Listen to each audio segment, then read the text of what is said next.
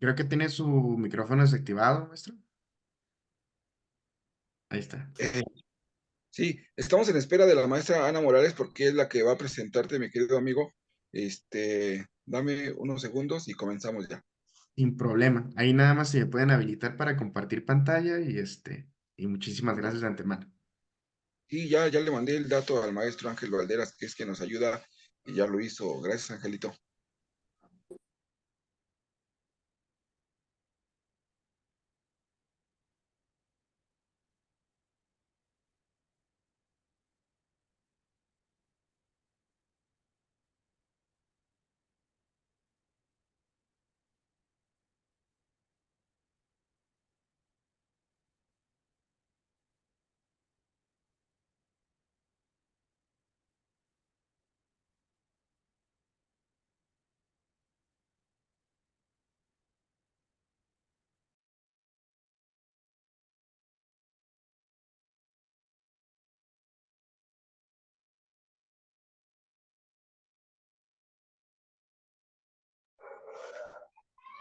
Un segundo y aprovecho para agradecerle a Angelito siempre el apoyo. Veo que está conectado a Ana María ya, Omar que siempre está, Ludwig, Mari Casanova, Gabriela Hernández, mi amiga Dolores, María Pastrana, Perla. Adelante, querida Ana. Sí, muy amable, Gabriel. Gracias, estaba teniendo unos problemas técnicos.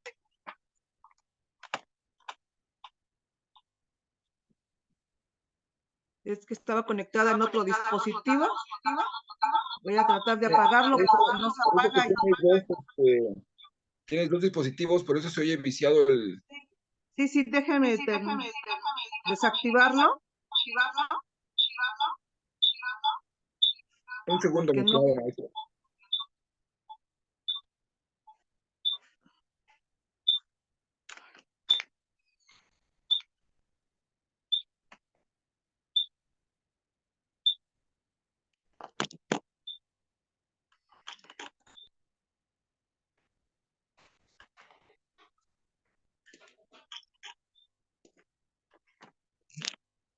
Socavete.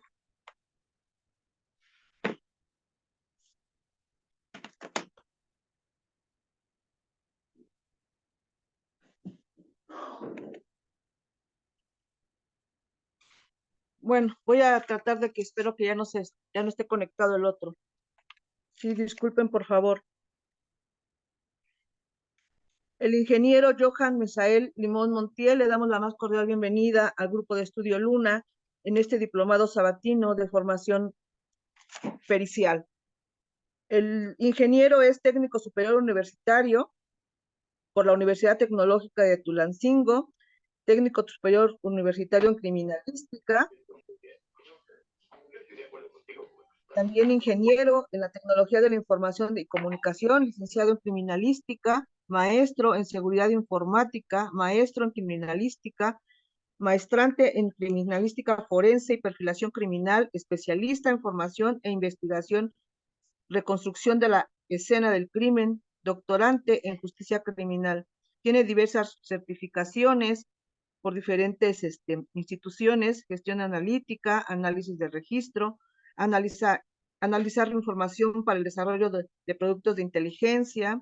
Tiene también diversas capacitaciones impartidas en la cátedra de diplomado de cibercriminología, uso de la tecnología de la perfilación criminal, información forense, información de campo y gestión analítica de información criminal de delitos financieros, curso avanzado para analistas de comportamiento criminal, producto de inteligencia de la investigación criminal.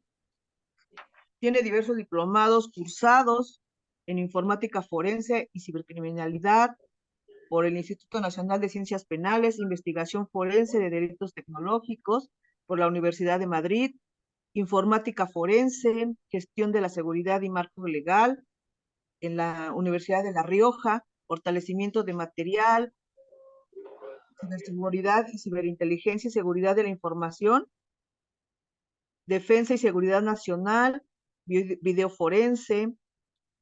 Es miembro de la Asociación Internacional de Análisis Criminal, miembro del Grupo de Trabajo Científico en Identificación Facial. Sus habilidades es en la metodología de la investigación aplicada a la inteligencia, en los indicios digitales, análisis e investigación y su tratamiento en la cadena de custodia. Ha participado en diferentes capacitaciones, en cursos de calidad y claridad de imagen, curso de especialización en operaciones psicológicas y psicosociales, curso de construcción de redes de inteligencia. Bueno, su currícula es muy vasta, ha dictado diferentes conferencias. Su labor que desempeña actualmente es como director general de Digital Forensic, proyecto destinado a brindar servicios periciales digitales apegados a estándares internacionales y las mejores prácticas aplicables a la materia, teniendo intervenciones en estados como Puebla, Ciudad de México, Hidalgo, Tlaxcala, Oaxaca, Nuevo León, Jalisco, Veracruz, San Luis Potosí y Zacatecas. Es colaborador en diversas firmas periciales. Ha sido colaborador dentro de la firma pericial CEINFO. Es docente actualmente en diferentes universidades. Se desempeña como docente a nivel superior y medio superior también, y como docente en la maestría de investigación criminal de la Universidad CECIJUC, impartiendo la materia de inteligencia y sistemas de información. Ingeniero Johan, pues le damos la más cordial bienvenida y adelante le cedo el uso del micrófono para que usted nos exponga su ponencia. Esperemos que todos tengan el respeto para usted para poder estar en esta conferencia y no interrumpirlo con nuestros micrófonos apagados. Muy amable. Adelante.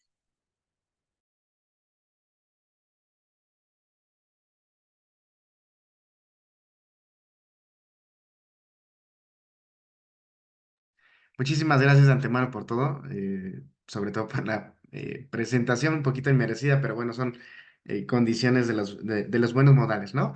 Entonces, muchísimas gracias a ustedes por la asistencia, el interés a esta sesión. Es una sesión que busca explicar de manera generalizada cuál es el camino que se debe de seguir de manera muy sencilla en el tratamiento de indicios digitales desde el punto de vista desde su identificación hasta su interpretación. Vamos a entender algunos aspectos esenciales de los cuales, a criterio de un servidor, buscan sentar bases sólidas, fiables y, sobre todo, reconocidas sobre qué tratamiento le tenemos que dar en cada etapa a dichos indicios. Tanto si estamos desde el punto de vista de una fiscalía como si estamos desde el punto de vista de la defensa particular, porque pues al final del día, los que participamos en este ámbito, específicamente en materia penal, pues nos enfrentamos a esas circunstancias. Siempre ha sido una opinión del servidor que es diferente la perspectiva, quizás un poco de investigación, tanto si es de fiscalía como si es de los peritos particulares. Lo vamos a ir desarrollando conforme va la presentación, ¿no? Bueno, sí ven mi presentación, ¿verdad? Sí, maestro. Está. Excelente, muchísimas gracias. Pues entonces, como le había referido a la maestra Ana Morales, su servidora ha tenido la maravillosa oportunidad de trabajar en estas instituciones a nivel académico, también en estas firmas jurídicas y periciales, también a nivel nacional. Y en materia de capacitación, pues hemos dado capacitación a la unidad antisecuestros de la Fiscalía de Querétaro, a unidades de policía cibernética. Estuvimos trabajando también en la unidad de inteligencia financiera en el modelo estatal dentro del estado de Hidalgo. Su servidor estuvo como director del área de tecnologías de la información y comunicación, básicamente generando procesamiento y análisis de información para el desarrollo de proyectos de inteligencia financiera. Y bueno, algo importante, las opiniones del que suscribe son responsabilidad mía, no reflejan en absoluto ninguna postura de la institución de gobierno o académica, ¿de acuerdo? De mi parte, yo les doy la confianza de que ustedes puedan preguntar, e interrumpirme. Bueno, aquí tenemos, creo que la posibilidad de poder activar la manita, levantar la manita para hacer una pregunta. Siéntanse con toda la confianza, es la idea de que ustedes puedan preguntar. cualquier circunstancia, haremos el mejor esfuerzo por darle respuesta. Y creo que no sé si se les van a proporcionar la presentación, digo, de mi parte no tengo inconveniente. Maestro, le Dígame. sugiero que al final hagamos la temática de preguntas y respuestas para que llevemos una. De acuerdo. Se apagó tu micrófono, Anita, pero no, la regla la pones tú, mi querido perito, mi querido amigo. Tú Sin pones la problema. regla. Como dicen por allá, donde vayas, haz lo que vieres. Entonces, sin problema, las preguntas al final. No tenemos mayor problema, ¿sale? Bueno, entonces, de manera generalizada, creo que todos conocemos que el indicio es un término genérico, ¿no? Que se emplea para señalar esos vestigios, señales que son descubiertos, localizados o aportados, o que pudieran estar relacionados o no con un hecho probablemente delictivo. Hay diferentes clasificaciones y yo siempre soy de la gente que piensa que una cosa es lo que dice la doctrina o la teoría y otra cosa es la práctica. Muchas veces hay gente que sabe bastante teoría, pero en la práctica nos damos cuenta que mucho de la teoría no es aplicable o no es aplicable como lo dice la teoría. Entonces, acorde a lo que un servidor razona, por su naturaleza son físicos, químicos y biológicos. Está la interrogante todavía si tendríamos que llamarles digitales y o electrónicos. Porque una cosa es su naturaleza y otra cosa es su estructura. He escuchado opiniones de otros compañeros, de otros expositores que argumentan que debería ser una clasificación debería ser electrónico. En lo personal, yo considero que debería ser digital, acorde a su naturaleza, no a su estructura. Entonces, hablando del tema de indicio digital, ¿qué tenemos que entender nosotros como indicio digital? Y ojo, porque estoy seguro que si ustedes se dedican al ejercicio del derecho penal, están completamente de acuerdo que muchas veces solicitamos duplicados de información, de extracciones de telefonía celular, de videos, de fotografías, documentos digitales de los cuales se sospecha que son falsos, están falsificados, eh, N cantidad de ejemplos, ¿no? Hay que entender que el indicio no es la memoria, no es el disco, no es el disco duro, no es la computadora. Ese solamente es el dispositivo que contiene el componente que sí almacena el indicio. El indicio muchas veces solamente es una imagen. El indicio solamente es un video de una cámara de seguridad, de C5, un fotograma, un archivo de audio, si estamos hablando de una intervención de comunicaciones en su modalidad de escucha, condiciones por el estilo, no es como tal el dispositivo. Hay que entender entonces que así como el indicio biológico podría ser una muestra de sangre, no vamos a llevar la sangre en la mano, tenemos que llevarla en un contenedor, en un recipiente. Así también el archivo de video, la imagen, el sonido. No lo vamos a llevar en la mano, tenemos que llevarlo en un dispositivo, en un contenedor. Entonces tenemos que entender que, vuelvo a lo mismo, el indicio no es la memoria, no es el disco. Ese es el contenedor que almacena o transporta el que sí es el indicio. Y esto lo menciono porque muchas veces en cadena de custodia se entiende que el indicio es el dispositivo USB. Y van a haber muchas circunstancias en las cuales, si se tuviese la intención, se puede hacer un cambio del contenido de la memoria USB. Y si checamos cadena de custodia, todo está bien, pero en realidad no. Entonces, hay que tener esto en consideración porque es muy importante para las siguientes fases. Ahora, específicamente hablando de un enfoque preventivo contra un enfoque reactivo, muchas veces se dice que se detiene para investigar. En realidad debería ser que se investiga para detener. Entonces, en nuestro país hay muchas conferencias, pláticas que siempre se nos ha enseñado sobre la parte preventiva, ¿no? Modelos de prevención de delincuencia, la ciberdelincuencia, la cibercriminología, que ya se está hablando, se está abordando desde otras perspectivas, que todo eso en conjunto busca precisamente tratar de prevenir que se den conductas delictivas a través del uso de dispositivos tecnológicos como medio fin.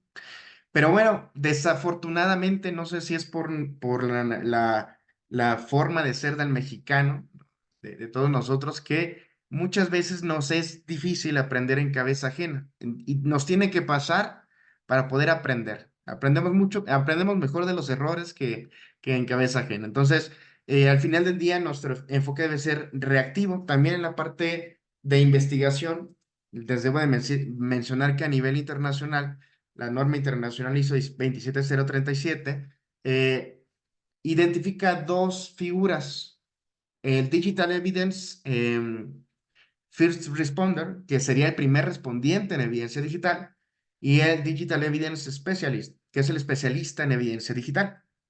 Entonces, ¿por qué mencionamos estas condiciones? Desde hace algunos años se habla del primer respondiente, ¿están ustedes de acuerdo? Pero el primer respondiente se supone que tiene la responsabilidad de resguardar el lugar donde posiblemente se cometió un hecho delictivo, con la finalidad de mantener en óptimas condiciones el lugar para cuando arriben los especialistas. Y en caso de que los especialistas no pueden llegar, pudieran ser el caso que ellos tengan la obligación entonces de buscar y recolectar los indicios. Entonces, pero ¿y los primeros respondientes en evidencia digital? Al menos lo que respecta a un servidor, yo no he visto, no he conocido que un primer respondiente se aviente la actividad de preservar evidencia digital. Y se los digo también con conocimiento de causa, nos ha tocado trabajar también con algunas personas morales, algunas empresas, y yo estoy completamente seguro que la figura del primer respondiente en evidencia digital tendría que ser un área o una subárea del área de soporte técnico o de informática o de sistemas, que únicamente o simplemente alguien que esté habilitado con conocimiento básico para poder preservar en ese momento todo lo relacionado con un posible hecho delictivo. Para que en su momento, ahora sí, un especialista en evidencia digital, llámese un perito de fiscalía o particular, pueda procesar y analizar esa información.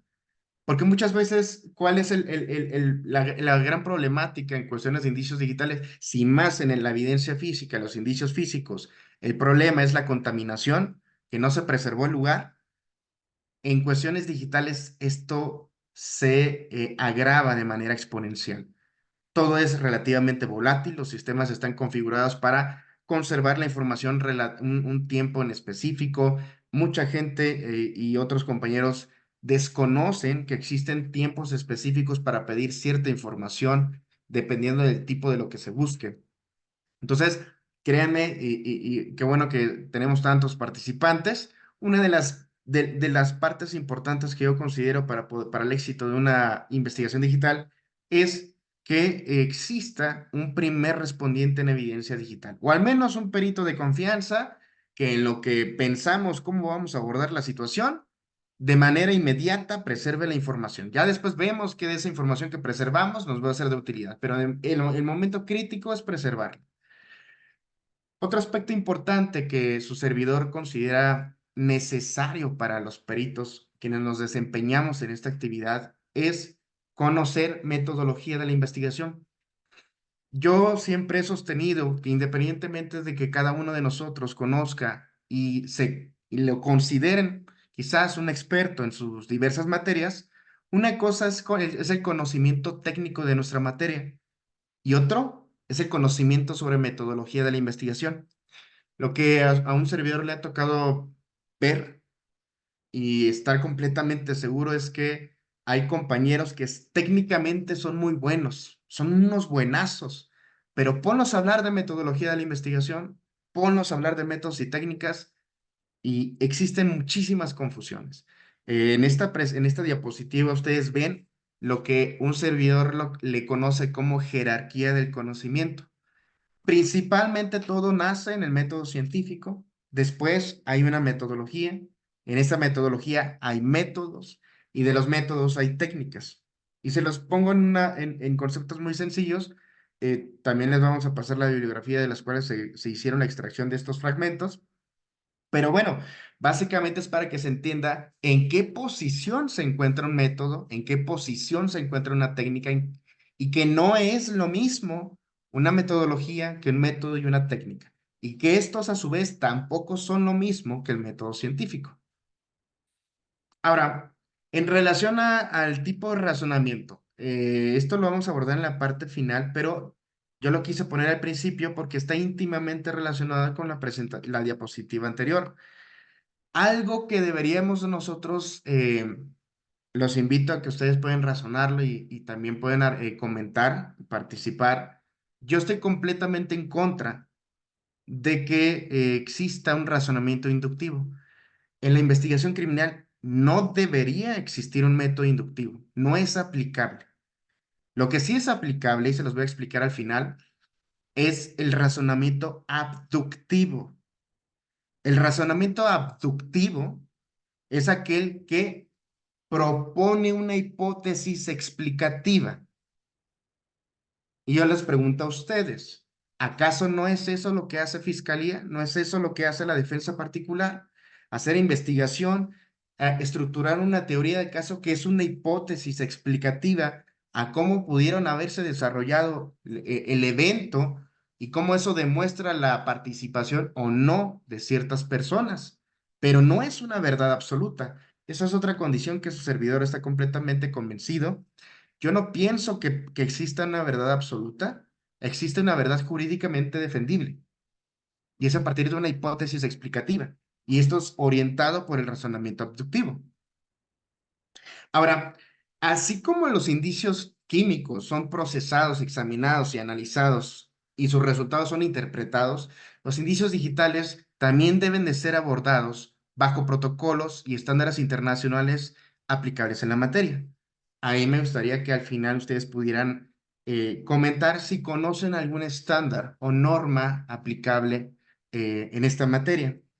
Porque a veces yo he visto, digo, esta oportunidad de estar trabajando, tener participación en diversos estados del país, me ha dado también la maravillosa oportunidad de conocer cómo diferentes peritos, tanto oficiales como particulares, redactan sus dictámenes periciales, qué elementos consideran, qué apartados consideran, cómo desarrollan la parte de la interpretación y la construcción de conclusiones.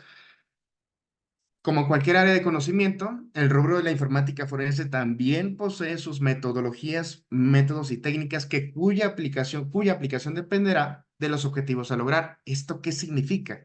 Significa que yo sé que ustedes están completamente convencidos de que ningún caso es igual. Podemos tener 100 homicidios, 100 robos, 100 extorsiones, pero cada uno de esos casos tiene sus particularidades. Entonces, yo siempre explico esto con temas de cocina. Discúlpenme la comparativa, pero si ustedes quieren un pastel, pues no van a aplicar una receta de cocina para hacer espagueti. Así también, si ustedes quieren ciertos objetivos a lograr en una intervención pericial en materia informática forense, la metodología, métodos y técnicas deberán ser los adecuados para esos objetivos que ustedes planteen. Es decir, no pueden aplicar la misma metodología, métodos y técnicas para todas las intervenciones, porque cada intervención busca cosas particulares. Estas son consecuencias de no aplicar el correcto tratamiento de indicios digitales.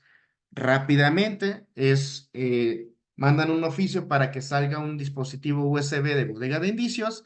El compañero refiere que simplemente inserta la memoria USB en el equipo de cómputo que está utilizando para la examinación, pero refiere que el archivo de video no se reproduce, abre propiedades y visualiza que el archivo pesa 0 bytes. ¿Qué pasó? Pues depende de múltiples factores, pero al menos tenemos certeza que ya no se pudo reproducir el archivo de video. Ahora imagínense, si ese archivo de video era el único que nunca hicieron una copia, imagínense que era el único que pudiera ser el fundamental para demostrar o no la participación de una persona en un hecho que se le está imputando, o se le está acusando. Pues esa información ya se perdió. Lo de menos tendría que ser poder intentar recuperar la información. Aquí se visualiza que dice 0 bytes. ¿Qué pudo haber pasado? De manera inicial yo podría decir que el compañero, algo tan sencillo como bloquear los puertos USB contra escritura, no lo realizó. Y eso probablemente pudo dar lugar a que el archivo se corrompiera y por lo tanto no se pudiera reproducir. Este es un ejemplo. Este es otro ejemplo, y ojo que estos son ejemplos que les estoy mostrando de casos que me han tocado y que desafortunadamente, reitero, los tomo con fines académicos, Este fue otro caso donde el abogado de la defensa me da una memoria USB que contenía los archivos de video de un C5 sobre las cámaras de cierto día, ¿no? Yo aplico siempre un procedimiento muy sencillo, yo recibo el indicio, lo documento fotográficamente, aunque sea una copia, siempre tomo una fotografía eh, y además empiezo a grabar en video la parte de cómo voy quitando el embalaje, ya sea el embalaje, el empaque o lo que sea.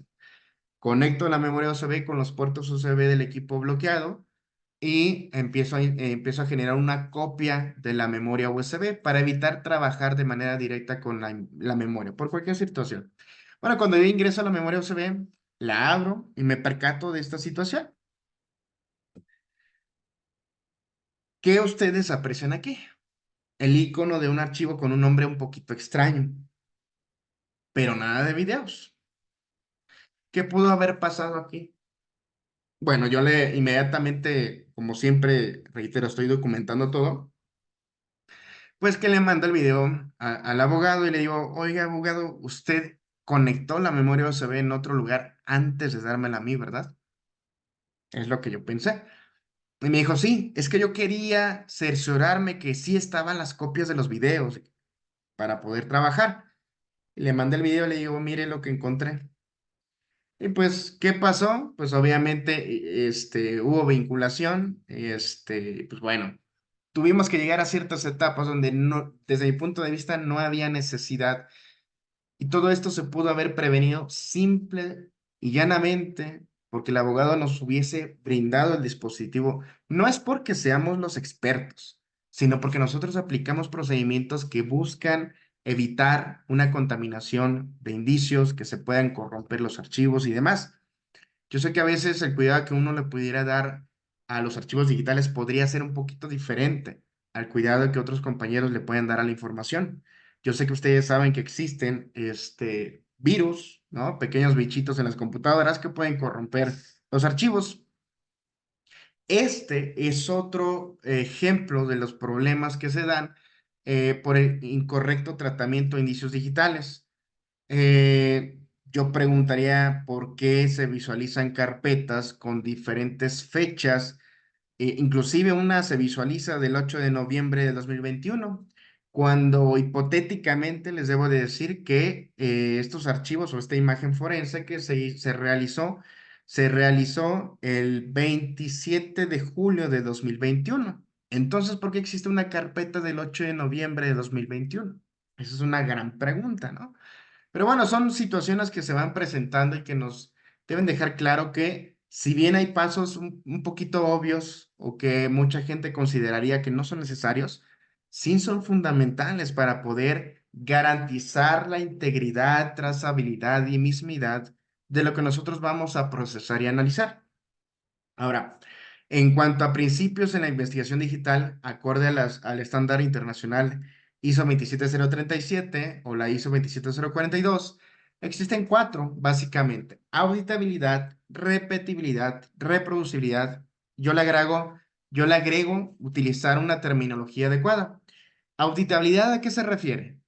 Que todos los procedimientos que el perito, que la contraparte realizó, nosotros seamos capaces de poderlo inspeccionar y determinar qué fue lo que hizo desde la A hasta la B, hasta la C, hasta la Z. Es decir, verificar cuál fue el procedimiento que el perito aplicó.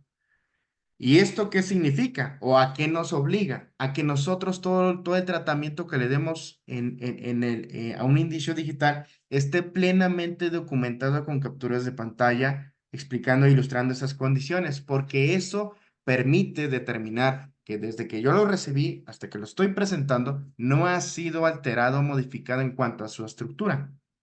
Y en el caso, por ejemplo, de que tengamos que hacer una mejora de fotografía y o video, aplicando procesamiento digital de imagen, pues haya generado una copia de trabajo y se conserven los archivos originales y los procesados en caso de que exista dudas sobre su modificación. Repetibilidad, a qué se refiere la repetibilidad? Se refiere a que un elemento de estudio que haya sido procesado y analizado en una situación pueda otra persona aplicar el mismo método y técnica de estudio o de procesamiento y va a llegar al mismo resultado que la persona inicial. Es decir, yo puedo replicar la forma de trabajo de la contraparte y voy a llegar a los mismos resultados. Y entonces, ¿qué es reproducibilidad? Es que con el mismo elemento de estudio, pero con métodos distintos, técnicas distintas e instrumentos diferentes, yo llegue a los mismos resultados que mi contraparte. Y yo sería de las preguntas que si acaso esto no es aquellos elementos esenciales que caracterizan una investigación científica. Ojo, yo también soy una de las personas que piensa que nosotros no somos científicos. Nosotros simplemente replicamos el método científico, pero no somos científicos. Los científicos hacen ciencia. Nosotros utilizamos principios en la investigación criminal, pero nosotros no hacemos ciencia. Solo yo pienso que solamente replicamos el método científico para el abordaje de un estudio de índole forense, ¿no? Ahora, ¿por qué usar terminología adecuada? Porque muchas veces, y si hay aquí ingenieros informáticos, no me dejarán mentir, en nuestro rubro es muy fácil llamarle phishing, no sé, phishing, phishing, scamming, burning, o sea, conceptos, ransomware, conceptos muy técnicos, muy propios de nuestro área, pero que si a la gente que desconoce de estas condiciones informáticas les hablas de phishing, de phishing, pues probablemente no sepa realmente a lo que nos estamos refiriendo. Ahora, si nosotros pretendemos llegar con el Ministerio Público y decirle, oye, quiero iniciar una denuncia por phishing, pues va a buscar a lo mejor en el Código Penal del Estado y no va a encontrar concretamente phishing. Pero sí existen una serie de acciones que están implícitas y que esas acciones sí pudieran estar tipificadas en los códigos penales estatales o en el federal. Entonces, yo considero que tenemos que hablar un lenguaje en común entre peritos informáticos y abogados para poder nosotros transmitir la información que le sea de utilidad al abogado. Es decir, pues sí, evitar usar términos muy de informática. Esa es una opinión de un servidor, ¿no? Ahora, por ahí vi una pregunta. Al final, cuando sea la sesión de preguntas, con todo gusto les escribo, les refiero cuáles son los estándares internacionales, ¿no? ¿Cuál es la clave en el tratamiento de indicios digitales? Ahora, por lo menos en lo que refiere a indicios digitales, el que se haga el correcto llenado de cadena de custodia no supone que los indicios o los archivos estén íntegros. La aplicación de la correcta metodología en el tratamiento de evidencia digital garantiza la integridad. La correcta aplicación de cadena de custodia permite la trazabilidad y mismidad, pero no la autenticidad, es decir, la integridad. Entonces, una pequeña formulita, ¿no? Es integridad de evidencia digital es igual a metodología más cadena de custodia orientada a evidencia digital. ¿Por qué digo cadena de custodia orientada a evidencia digital? A lo mejor muchos de ustedes en el ejercicio se han encontrado o han escuchado o han visto que por ahí en Internet existe un formato, una propuesta de cadena de custodia de cuestiones digitales por parte de la WICOT, que es la Unidad de Investigaciones Cibernéticas y Operaciones Tecnológicas del entonces, creo que del entonces PGR o FGR, que describe e ilustra cómo es el formato de registro de cadena de custodia orientada a cuestiones digitales. Más o menos es lo mismo. Ojo, no es un documento de aplicación de uso obligatorio, solamente se encuentra en Internet, pero que la cadena de custodia en cuestiones de indicios digitales sí está referido también en los estándares internacionales. Entonces, sí tendríamos que nosotros, al menos como particular, yo se los digo, yo la aplico, más adelante les voy a mostrar cómo la aplica un servidor para que, pues, si les es de utilidad también, puedan implementarlo. En respecto a cuestiones nacionales, existe la norma mexicana NIS 2016, la NMX 289 NIS 2016, que establece una metodología para la realización y evaluación de actividades del cómputo forense en equipos que procesen, almacenen o transmitan información, homologando criterios y actividades relacionadas al proceso forense.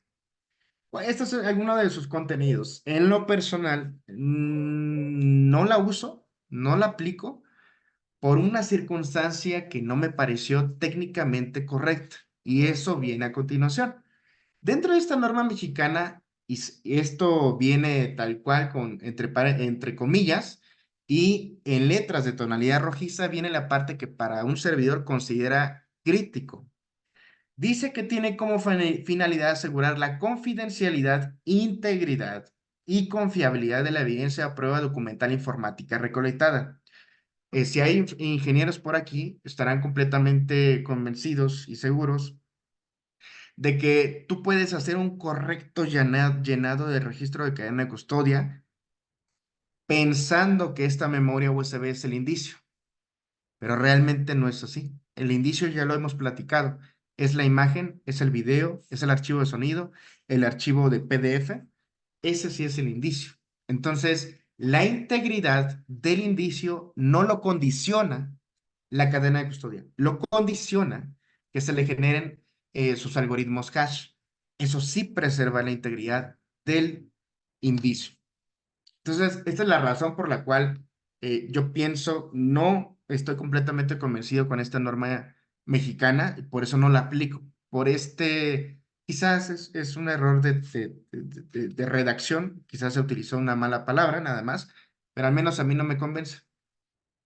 Ahora, ¿qué sí a mí yo trato de aplicar son los estándares internacionales? Específicamente en lo que respecta a cuestiones digitales, hay dos, bueno, hay más, que inclusive aquí lo están viendo de tonalidad púrpura, esos están ocultos, pero, porque, bueno, no es materia de la presentación, pero los que sí son materia de la presentación es la ISO 27037 y la ISO 27042. Ahorita vamos a ver de manera generalizada a qué refieren estos estándares internacionales, ¿no? Entonces, al final del día vamos a hablar sobre condiciones preparativas, iniciativas, adquisitivas e investigativas. Son procesos. Y aquí marcamos con una línea roja la identificación del suceso. Tenemos dos momentos, antes y después, ¿no? Antes del suceso, donde se supone que debimos haber planeado, se supone que debimos habernos preparado todas esas condiciones para que no se dé el hecho. Ok, nos preparamos y todo, y a pesar de eso sucedió lo que sucedió. Ahora sí, vamos a responder identificando, recolectando, adquiriendo, preservando y después procesando, analizando, e interpretando y presentando para poder comprender la situación. Ahora, ¿qué es la ISO 27037? Aquí lo refiere, proporciona guías para las actividades específicas relacionadas con el tratamiento de evidencia digital, la cual debe ser identificada, recolectada, adquirida y preservada. Proporciona la metodología que puede ser aplicada en el tratamiento de evidencia digital en una investigación. Si se dan cuenta, esta es una captura de pantalla. Estos documentos, debo mencionarlo, no son gratuitos, tienen un costo, los pueden adquirir, les puedo proporcionar posteriormente la página. Tienen un costo más o menos de unos 1,500, entre 1,500 hasta 2,500 pesos, más o menos, por cada estándar internacional. Y esa es la captura de pantalla de la primera hoja. Esta es la ISO 27042. La ISO 27042 refiere a guías para el análisis e interpretación de evidencia digital, asegurando la continuidad, validez, reproducibilidad y repetibilidad. Si se dan cuenta los conceptos que habíamos visto hace un momento, ¿no? También les muestro, esta es la captura de pantalla de la primera página. Obviamente son documentos que están en inglés, pero bueno, vamos, hoy en día existen muchas herramientas para poder hacer traducción en español. Y este es el esquema que la ISO 27042 propone respecto al proceso de investigación compuesto por múltiples examinaciones e interpretaciones. Si se dan cuenta, una examinación lleva una interpretación y todo eso está implícito o debería estar implícito, y ojo, menciono debería, porque a veces cuando a un servidor le toca participar, me doy cuenta que que los peritos parten desde el punto del desarrollo del dictamen hasta la conclusión, pero no hay un análisis e interpretación. Es decir, yo como informático no ubico cuáles son los elementos técnicos o teóricos que el perito de la contraparte haya empleado para poder hacer razonamiento, inferencias y construir conclusiones que estén soportadas por la evidencia. No las existen. Inclusive también han habido situaciones, por ejemplo, me ha tocado, yo doy capacitación a unidades de inteligencia en materia de análisis de datos conservados, les mal llaman sábanas de llamadas porque no es el término correcto, pero se avientan a hacer interpretaciones y conclusiones que desde mi punto de vista salen de la nada. Refieren que las radiobases, que las antenas, hacen una tergiversación entre antenas y radiobases. eh, vamos, hacen conclusiones que no encuentro de dónde sacan la base sólida, teórica y técnica para poder hacer ese razonamiento, ¿no? Pero esa es la idea de aplicar estándares internacionales, que nosotros podamos ejemplificar y que si nos preguntan, oye, ¿cómo llegaste a esta conclusión? Ah, pues mira, tengo estas condiciones. Es como lo que establece siempre la teoría, ¿no? Y ofrecer siempre en la parte de bibliografía especializada, actualizada. Peor, en este medio digital, las tecnologías van cambiando, se van mejorando. Entonces, hoy en esta área es un poco más crítico el que tengamos que usar bibliografía adecuada y mostrar cuál es el caminito que nosotros llevamos para poder llegar a nuestros resultados. Estos conceptos que les estoy presentando a continuación es terminología que viene en la norma internacional ISO 27037 y la 27042, que es una copia de evidencia digital, es una copia de trabajo. Lo que un servidor hace es siempre trabajar con una copia de lo que a mí me entregan. Llámese que sea una copia de la copia, pero estamos trabajando con la copia, con una copia de trabajo, para evitar trabajar con la información original.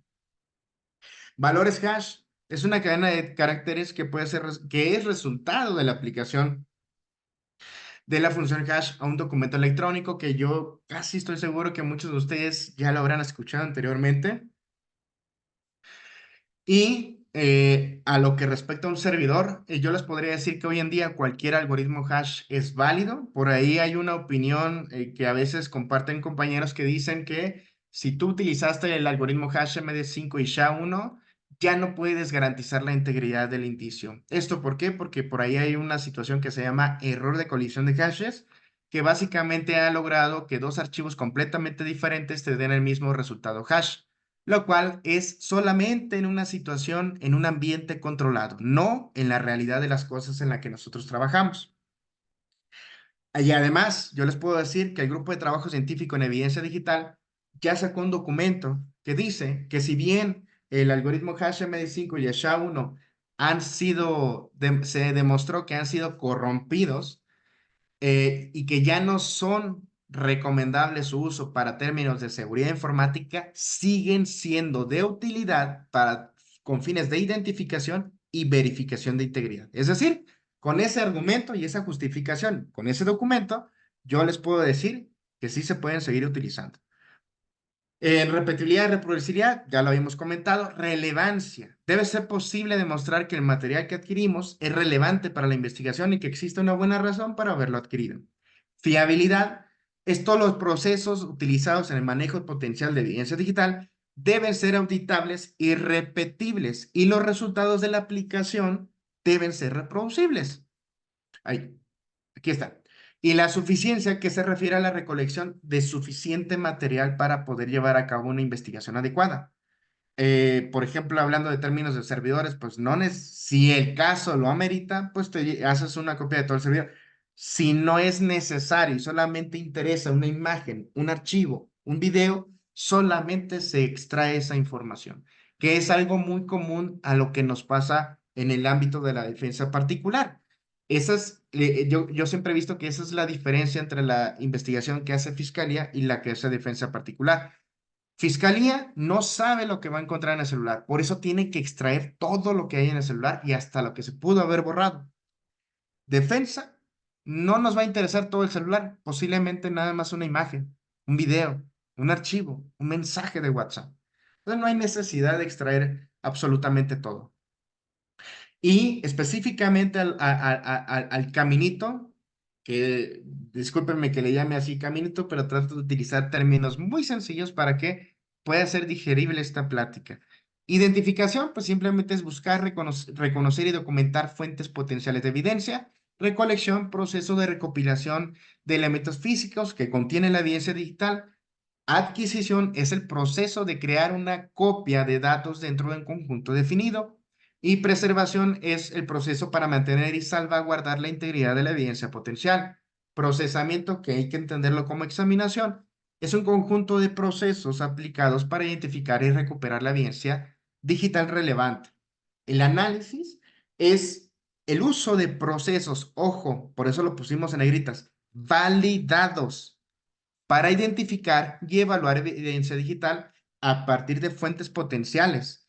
La identificación y la evaluación solo pueden llevarse a cabo si se dispone de suficiente información contextual. Y ojo, porque esta parte de estas dos últimas etapas, que es análisis e interpretación, yo lo manejo, me encantan mucho esas dos fases, porque son fases que yo trabajo mucho cuando imparto capacitación en materia de análisis de inteligencia. Nosotros no podemos analizar e interpretar si no tenemos el contexto de dónde se desarrolló el hecho que se relaciona con el indicio que yo estoy procesando y analizando. Necesito hacer una correlación y validación o refutación de lo que yo estoy descubriendo con lo que se dice que ocurrió. Si lo valida o lo confirma, si lo confirma o lo refuta. Y entonces llegamos a la interpretación, que es el proceso de explicación sobre el significado. Ojo, ¿qué significa eso que nosotros encontramos después del análisis en el contexto de las circunstancias que se tienen? Y ojo, porque también depende mucho de con qué enfoque nosotros tengamos intervención. Con lo que respecta a un servidor, muchas veces me ha tocado tener intervención en primera puerta, es decir, a mí me han llamado por parte de personas morales y me dicen, oye, ¿sabes qué? Está sucediendo esto, necesito que vengas a extraerme videos, registros de asistencia, a hacer imágenes de equipos de cómputo y las mantenemos en resguardo. En tanto, se toma la decisión de cuál va a ser el camino a seguir. Entonces, en ese caso, yo solamente llego. Eso condiciona mi formato de dictamen pericial, porque en esa intervención yo no tengo elementos suficientes para poder llegar a una interpretación, solamente ofrezco resultados. ¿Qué obtuve? ¿Qué se hizo y qué obtuve? Nada más. Yo no estoy haciendo un análisis e interpretación, solamente presente. Pero si dependiendo de los actos de investigación y en qué etapa nos encontremos, puede que sí sea necesario llegar a la etapa de interpretación a través de la correlación de los elementos subjetivos y objetivos con los que se cuentan, y si estos se validan con la extracción y análisis que yo realice. Ahora, de manera gráfica, primer paso, la identificación. Es el proceso de búsqueda, reconocimiento y documentación de fuentes potenciales de evidencia. Y apelando a lo que habíamos platicado en la primer diapositiva, es que eh, la identificación va a ser no del archivo, sino de la computadora, del celular, de la memoria USB, de la tarjeta SD, del disco, del dron, del dispositivo DVR, donde se encuentra ese video, esa imagen, ese archivo PDF. Tengo que documentar e individualizar esas circunstancias. ¿En qué dirección me encuentro? ¿Qué tipo de cámara es? ¿Qué DVR es? ¿Qué capacidad de almacenamiento? ¿Qué configuración tiene el DVR? ¿Dónde está almacenado mi video que a mí me interesa? Después viene la identificación, bueno, en realidad la identificación e individualización, que es, si es de un celular, lo crítico para la individualización es el email y además el correo electrónico con el cual está vinculado. Si es un dispositivo USB, un disco, una micro CD, es una característica particular y el número de serie. Si es un equipo de cómputo, puede ser un número de control interno o de serie, más aparte también de lo que ya se está visualizando en negritas. Eso nos permite identificar e individualizar ese dispositivo donde se encuentra mi información de interés. En relación a la recolección, que es el proceso de recopilación de los elementos físicos que contiene evidencia digital potencial, pues si ustedes tienen un teléfono celular, lo pueden embalar en una bolsa Faraday o en papel aluminio y después en una bolsa antiestática. Pueden contener los dispositivos de memoria en bolsas antiestáticas. Pueden un equipo de cómputo tipo laptop envolverla en papel burbujas, en papel aluminio y demás con la finalidad de evitar que éste pueda sufrir golpes, ¿no? Esto en relación a la recolección. En relación a la adquisición, pues si es un equipo de telefonía celular, si ustedes tienen instrumentos de extracción de información de telefonía celular de tipo software, llámese For PC de Cellbrite, llámese Mobile Edit, llámese Magnet Axiom, llámese Magnet Alkir, llámese Belkasoft, llámese, ay, se me va el otro, Oxygen, ojo, son comerciales no pagados, pues conectan el dispositivo celular al equipo de cómputo. Si ustedes tienen equipo de extracción de tipo hardware, como es el UFE Touch, el UFE Touch 2, también creo que por ahí está el Oxygen y por ahí me falta uno, estoy completamente seguro, pero de momento no me acuerdo. El Forensics, Eh, maestro. ¿Mande, perdón? El Forensics. Ay, sí, fíjate, ese no lo he conocido, pero bueno, más o menos hacen lo mismo. Hay un criterio que nos ayuda a escoger cuál es el mejor, pero eso lo hablamos en un cafecito. Después hablamos de los discos, de las memorias USBs y demás, que tendremos que adquirir la información a través, ojo, siempre bloqueando los puertos USB contra escritura. ¿Esto por qué? Porque se supone que nosotros tenemos que garantizar que nunca hemos alterado o modificado la información contenida en el dispositivo que me están entregando a mí. Y entonces yo adquiero la información a través de una imagen forense. Una imagen forense es, vamos a decirlo, una copia de todo lo que tiene el dispositivo y de lo que no se ve que tiene, pero sí existe. Esto significa información que pudiera estar eliminada, sobrescrita y demás.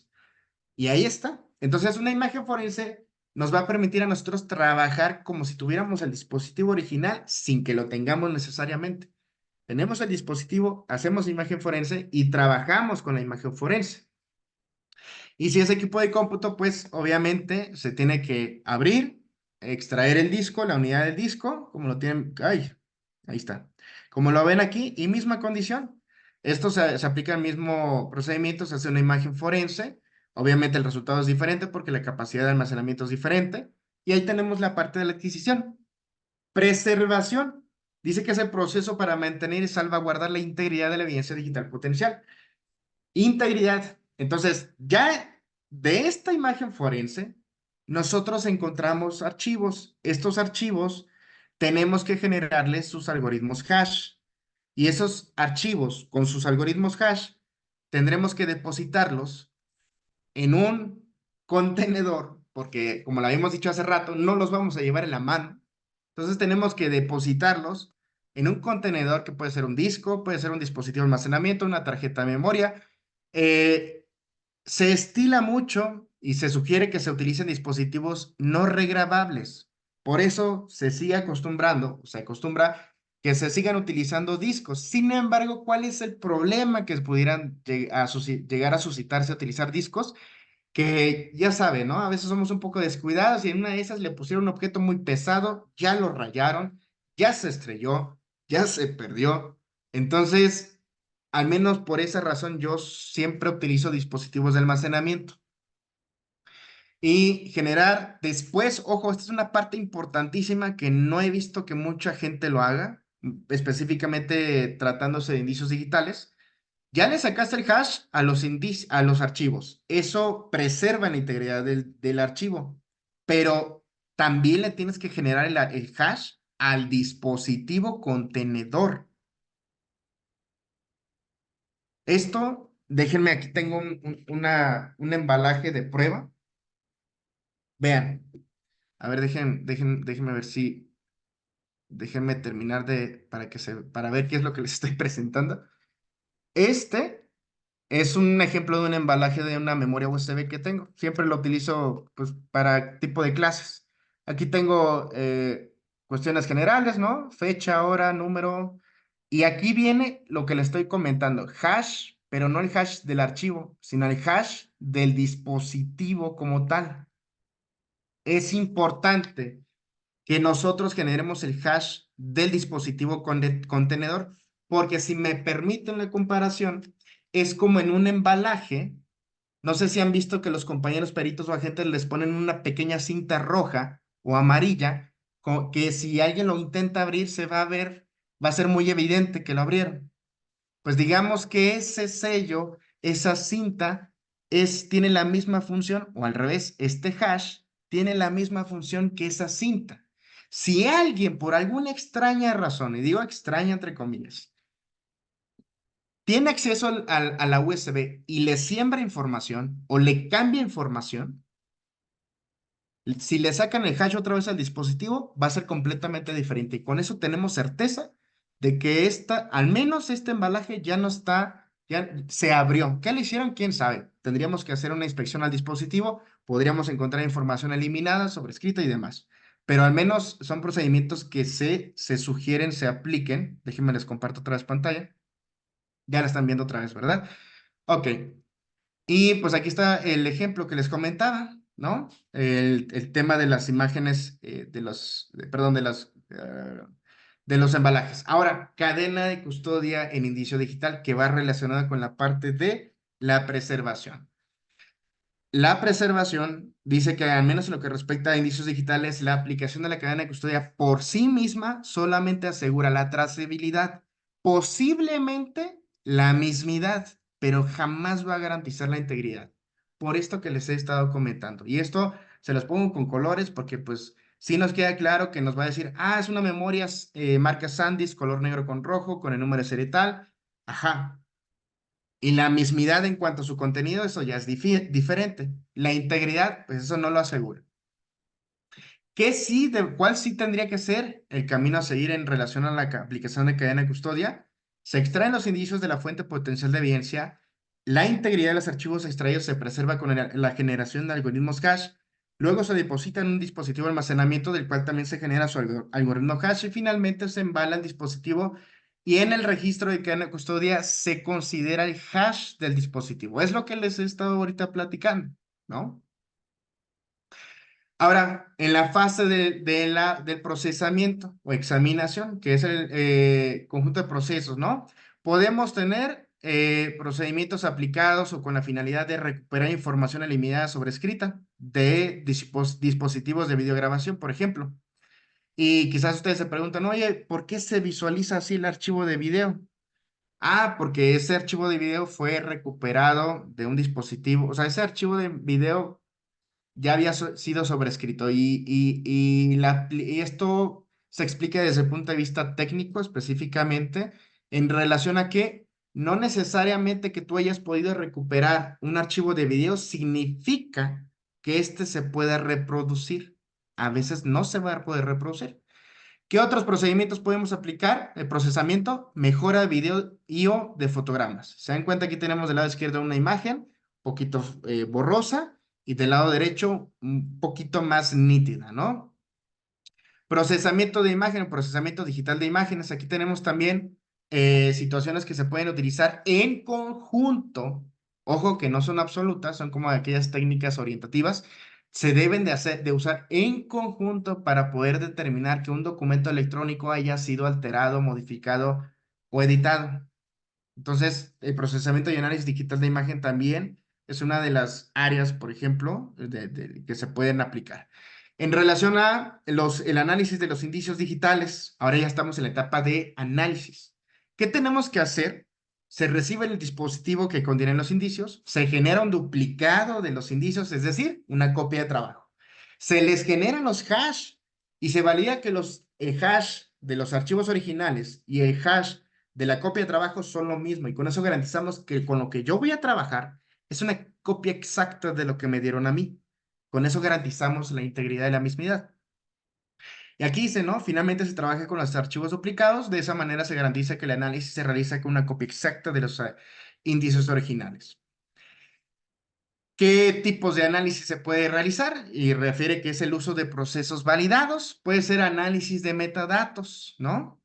Alguno de ustedes seguramente sabe para qué sirve la página I Love PDF, ¿no? Y esto que se va a diferenciar bastante de un archivo digital original. ¿Qué otros análisis se pueden realizar? Documentación de la actividad de un teléfono celular. ¿Qué aplicaciones abrió? ¿A qué hora las abrió?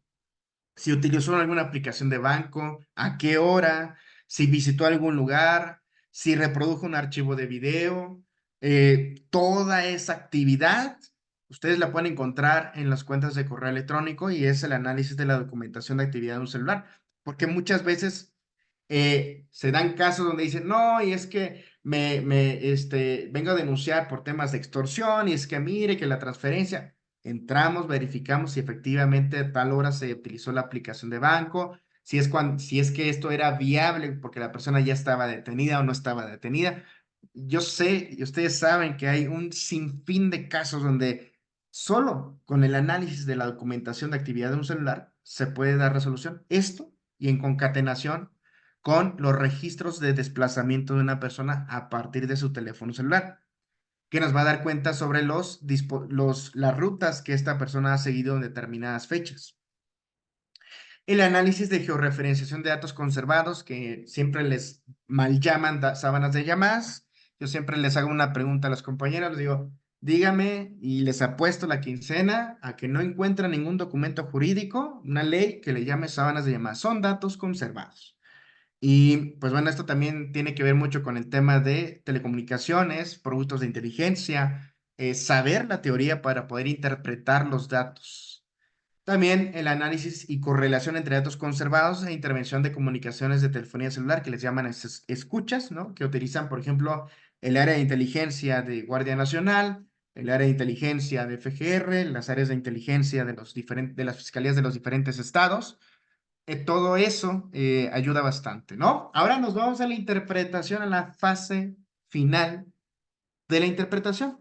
La interpretación desde lo que un servidor considera, dice que es un proceso de explicación sobre el significado de los hallazgos derivados del análisis de la evidencia digital en el contexto de las circunstancias que se tienen. Ahora, yo sé que para ustedes es muy común el concepto de mecánica de hechos.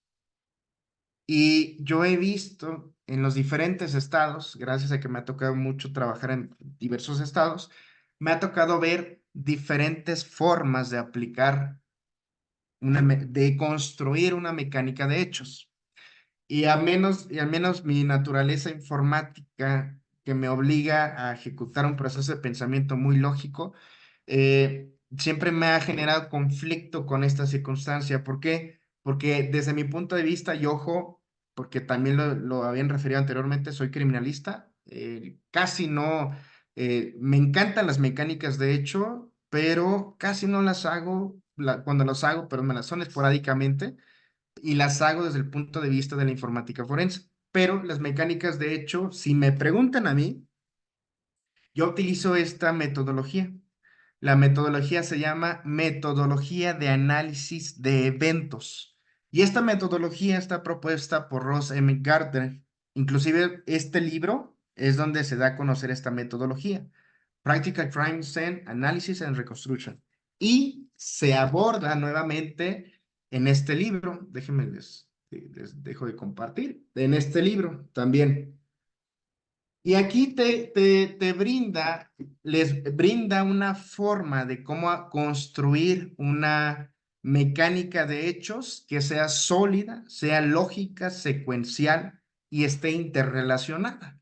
Y ojo, porque al final del día, una mecánica de hechos desde el punto de vista de un servidor debe estar sustentado plenamente en la evidencia y debe hacer una comunión muy armónica entre las entrevistas, testimonios y las evidencias, los videos, las sábanas de llamadas, datos conservados, registros de asistencia, que todo lleve una secuencia verdaderamente fluida. Y es un libro bastante muy bueno. Obviamente está en inglés, pero vamos, que no nos detengan esas circunstancias. Todo esto de la interpretación tiene que ser a través, vean, desde abajo hacia arriba, tenemos que hablar de elementos objetivos que soporten lo que elementos subjetivos refieren, ¿no? Yo sé que ustedes saben que más o menos que es un elemento objetivo. Pueden ser documentos, videos, dictámenes periciales, resultados. Elementos subjetivos pueden ser entrevistas de testigos, ¿no? Denuncias de testigos de identidad reservada. Todos esos elementos son subjetivos, que puede ser manipulado. Y también los elementos objetivos, pero para eso tenemos nosotros intervención. Validamos la autenticidad de un video y entonces se considera un elemento objetivo. Y ese elemento objetivo tiene que soportar el elemento subjetivo. Y ojo, que aquí es donde yo reitero y hago énfasis, que me gustaría que ustedes también me den su opinión, y si no, que más adelante puedan documentarse. Yo sostengo que el método inductivo no es aplicable en nuestro contexto. ¿Por qué? Y hay un libro que se llama ¿Qué es esa cosa llamada ciencia? De Alan Chalmers, que dice, palabras más, palabras menos, que el método inductivo no es correcto, no es lógicamente válido. ¿Qué significa? Para que alguien pueda llegar a una inducción, necesita primero de una base de conocimientos sobre el fenómeno del que se habla. Ok. Con ese conocimiento teórico vas a procesar, vas a analizar y vas a interpretar. Pero los que sí hacen ciencia, los que sí son científicos, les pagan por hacer experimentos, ¿no? Y esos experimentos no se hacen una sola vez, se hacen 100, 200, 300 veces. Y solamente después de hacerlo 100, 200, 300 veces, sus resultados son consistentes y podemos decir que 8 de cada 10 va a ser rojo. Pero ya se hizo un estudio donde se replicó el experimento 100 veces y hay consistencia en los resultados. Y la consistencia en los resultados se traduce en fiabilidad de los resultados también. Entonces, solamente en ese ámbito de ciencia o de estudio científico, sí es válido el método inductivo. Pero nosotros, y los aterrizo un poco en el contexto, ¿cuántas veces tiene la oportunidad un perito de fiscalía de procesar un lugar de intervención? ¿Una? Eh, Extraordinariamente dos, extraoficialmente tres, y luego viene otra pregunta. ¿Ustedes creen que con 3 veces que el perito haya procesado el lugar, va a ser capaz de haber recabado toda la información relativa al hecho que se investiga? Yo digo que no. Si hablamos de videos, peor, porque probablemente ya se sobrescribieron. Entonces, no es posible desde mi punto de vista una verdad absoluta, ni verdad histórica de los hechos. Si es posible una verdad jurídicamente defendible y que haya sido construida y soportada a través del método abductivo. Y el método abductivo es el proceso de formar una hipótesis explicativa. Eso es lo que hace. Eso es lo que hacemos nosotros. Bueno, lo que hacen ustedes como abogados y nosotros les ayudamos, ¿no? Ustedes proponen una teoría del caso, una hipótesis, lo que se va a buscar defender, la versión de la película. Y entonces, a través del método abductivo, vamos a construir y soportar esa hipótesis. No es una verdad absoluta, es una hipótesis explicativa. Créeme que una vez tuve en audiencia, tuve un debate bastante interesante con un ministerio público porque me hizo la clásica pregunta: Perito, ¿y a usted le constan los hechos? Pues yo le respondí, claro que no, pero ahí pues sí, como dicen, ¿no? Me calenté y le digo, ¿y a usted le constan los hechos? Tampoco a usted le constan los hechos. No, fue un intenso debate, muy interesante, pero vamos, es a lo que vamos. Yo reitero, quizás no es que nos estemos infravalorando, pero nosotros no somos científicos. Nosotros replicamos el método científico y a través del método abductivo soportamos la construcción de una hipótesis que explica que nuestro defendido no tiene relación con los hechos que se investigan, pero jamás llegamos a una verdad histórica de los hechos, ¿no? Entonces, Para el tema de método abductivo, si me lo permiten, les puedo también recomendar este libro, es bastante bueno. Es Razonamiento abductivo en lógica clásica. El autor, ¿ahí dónde estás? Es Fernando Soler Toscano. Parece folleto, es muy bueno y de verdad, créanme, al menos a mí me ha ayudado bastante ese y el libro para el tema de mecánica de hechos, me ha ayudado bastante para poder hacer un trabajo relativamente, a mi perspectiva, un poco sólido, ¿no? Y bueno, eso es en relación al caminito, a la fase desde la identificación hasta la interpretación. Yo me pongo a sus órdenes, estos son mis generales, este es el número de teléfono celular de trabajo y yo ya radico en Pachuca de Soto Hidalgo, pero pues nos movemos a donde nos requiera. Con toda confianza y por favor, pregúntenme que para eso estamos aquí. Muy bien, maestro, muchas gracias. Excelente ponencia, muy ilustrativa.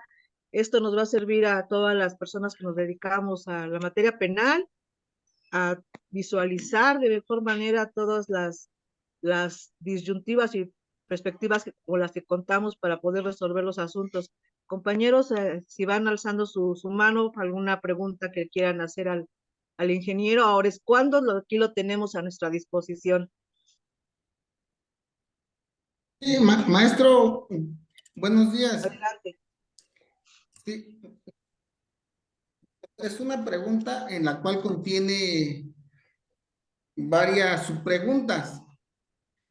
Digamos, para que a mí me quede claro, yo soy abogado, no he llevado muchos temas de materia penal y hemos estado debatiendo sobre estas cuestiones que le voy a plantear.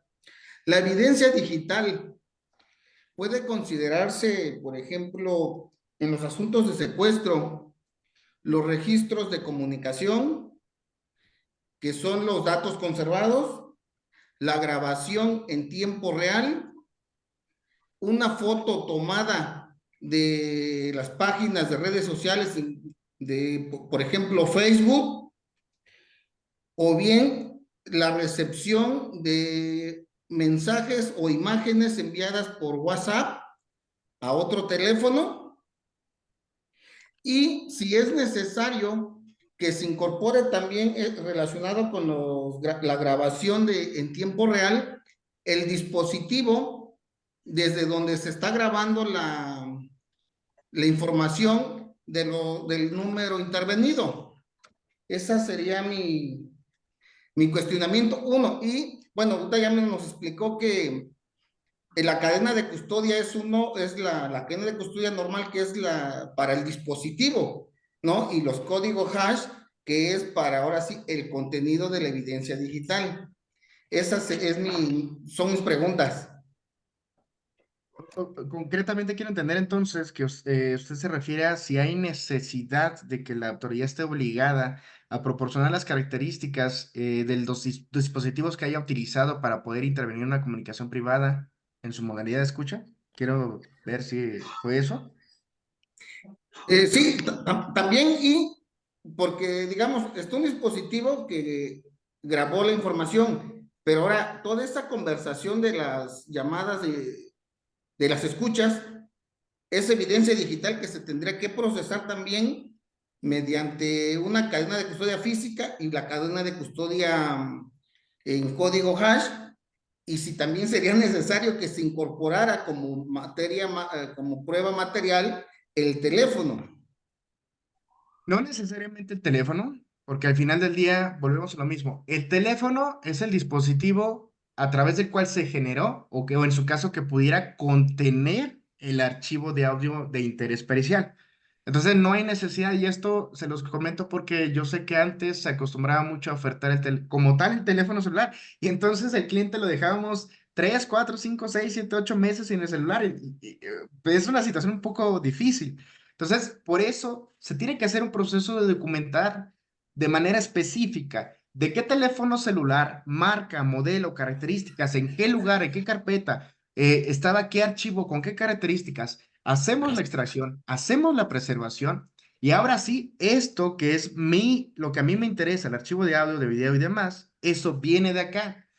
si hay necesidad, aquí está, pero no hay necesidad de ofertar el celular. Ahora, en segunda instancia, en el sentido estricto de la palabra, yo siempre he dicho que sí se le tendría que dar un tratamiento, como todo lo demás de indicio digital, a esos archivos de audio, porque su naturaleza es digital. Y si del análisis de ese archivo de audio pudiera devenir que demostremos que alguien sí fue culpable o no, pues yo considero bastante importante garantizar que está íntegro, que no ha sido modificado. Eso es importantísimo. Pero aquí viene ya la parte del trabajo multidisciplinario. Lo que suscribió un servidor en temas de casos de secuestro, en temas de casos de violación, en temas de casos muy particulares, es yo extraigo un video de internet, de YouTube, después extraigo la porción del audio del video. Y ojo, porque técnica y metodológicamente sí se puede justificar que solamente hagamos la extracción de la porción del audio del video. Y ese audio yo se lo paso al perito en análisis de voz, en acústica, y él hace su chamba. Pero lo que a mí respecta solamente es el tema de extraer el archivo, preservar la integridad, darle tratamiento adecuado. Es algo que inclusive a nivel de datos conservados, yo sé que ustedes a lo mejor han tenido la oportunidad de trabajar con datos conservados, sabanas de llamadas, se habrán dado cuenta que viene el archivo de Excel y el PDF. Usualmente el Sí, PDF, cuando es de Telcel, viene protegido por contraseña, precisamente para intentar garantizar que la información que está mostrando en el PDF es íntegra y no ha sido modificada y corresponde con lo que hay en el archivo CSV. Entonces, yo siempre, inclusive el estándar internacional sobre análisis de registros de datos conservados, si se les llama sábanas de llamadas, exige que tenemos que sacarle el hash al archivo de Excel antes de trabajar. Entonces, yo, desde el punto de vista, al menos en lo que a mí respecta, así sea un archivo de texto, PDF, imagen, todo, a todo le sacamos el hash, porque es nuestra responsabilidad y obligación si estamos tratando de garantizar que lo que yo extraje no ha sido alterado hasta que se está presentando. Entonces, es esa parte. Concretamente, no hay necesidad de ofertar el teléfono, solamente el archivo que extraje de ahí. Sí tenemos la obligación de documentar paso a paso cómo hicimos esa extracción. Y concretamente, sí tendríamos que darle tratamiento a todos los archivos, porque yo sé que los compañeros agentes de investigación, y ojo, yo desde un punto de vista objetivo, porque me toca muchas veces dar capacitación, yo sé que a veces ellos tienen la intención, pero a veces también en el contrainterrogatorio me lo sacaban, porque también les dicen, a ver, y tú eres ingeniero, a ver, y cómo sustentas que hayas realizado esto. A veces tampoco se los permiten los jefes. ¿Me sabes? Hazlo conciso, claro, conciso y listo, vámonos. Pero desde el punto de vista de la formalidad, sí tendríamos que darle ese tratamiento a todo.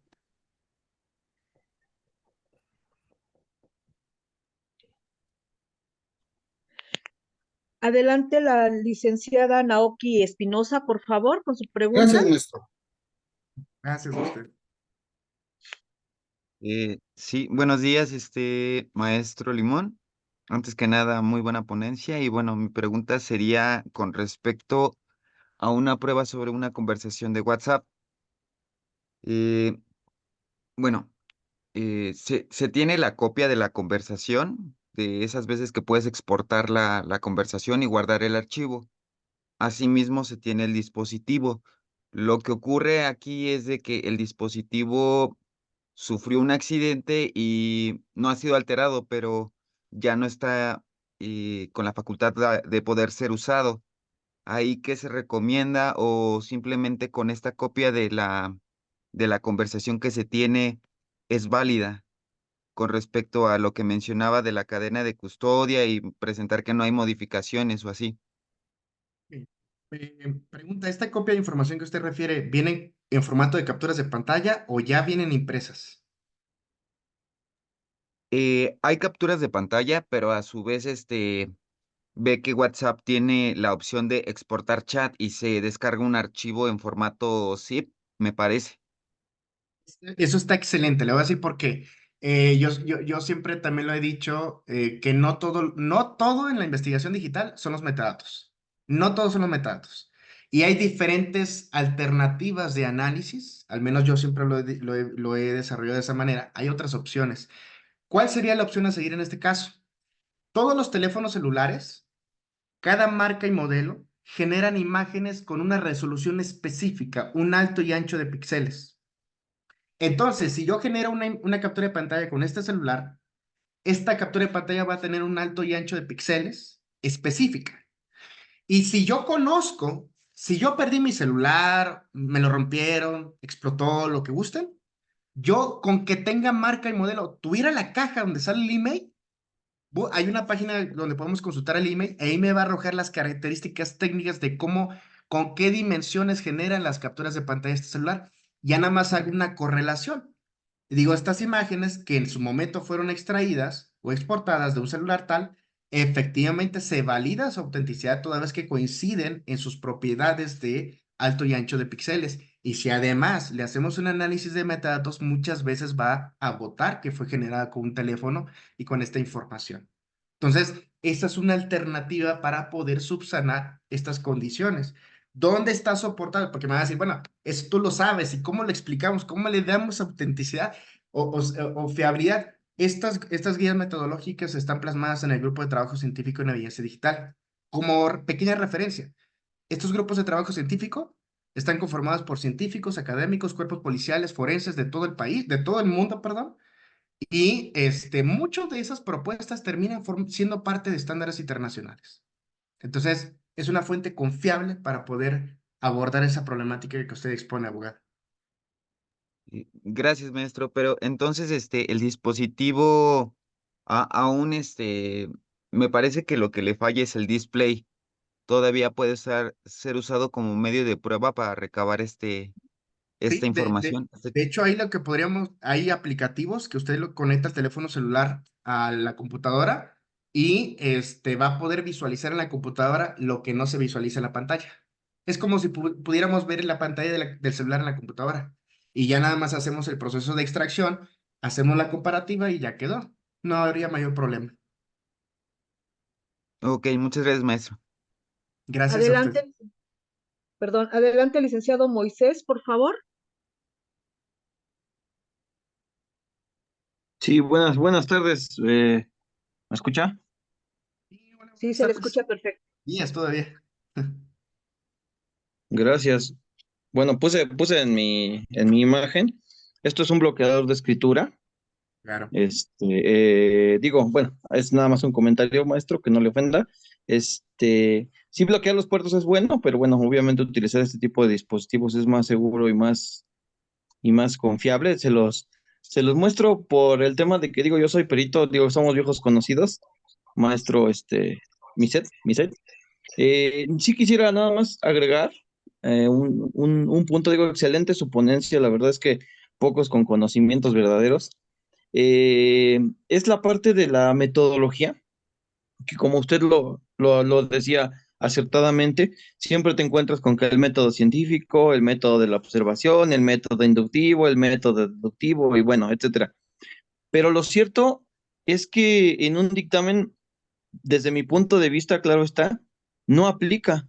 ¿Por qué? Porque existe una metodología específica, que es la que acaba de mencionar, que es la ISO 27037, la ISO 27042, y digo, tenemos muchos estándares, tenemos el RFC 3227, la NMX 289, que sí, yo creo que sí es aplicable independientemente de que tiene el error de la cadena de custodia, que de hecho ese error es latente y existe en todos lados, porque todo el mundo habla de cadena de custodia, pero una cosa es la cadena de custodia de que hablan las normas y otra cosa es la cadena de custodia en México.